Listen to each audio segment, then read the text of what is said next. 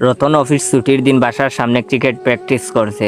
হঠাৎ জুড়ে হিট করায় বলটা পাশের বাসার জানালা ভেঙে ভিতরে ঢুকে পড়ল। নতুন প্রতিবেশী, এখনো দেখা বা পরিচয় হয় নাই। ও লজ্জা নিয়ে গেল আর বেল চাপ দিল। 2-3 বার বেল চাপার পরে সারা শব্দ নাই। কয়েক মিনিট অপেক্ষা করে রতন এবার দরজায় ধাক্কা দিতেই দেখে দরজা খোলা।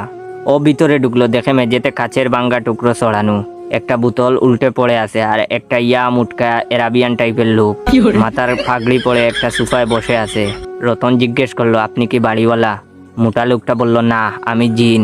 এই বোতলের মধ্যে আটকেছিলাম, তুমি আমায় মুক্ত করেছো। রতন বলল, ইয়া খুদা, তাহলে কি আমি 3টা স্বাদ মেটানোর সুযোগ পাবো? জিন বলল, না, যেহেতু তুমি হঠাৎ অ্যাক্সিডেন্টলি আমাকে মুক্ত করেছো, তুমি পাবে একটি, তোমার বউ পাবে একটি, আর একটি আমার। তুমি কি রাজি? রতন চিন্তা করে বলল, হ্যাঁ, আমি রাজি। আমি পৃথিবীর সর্বকালের সর্বশ্রেষ্ঠ ক্রিকেটার হতে চাই। জিন অবাক হয়ে, তুমি কি নিশ্চিত? সবাই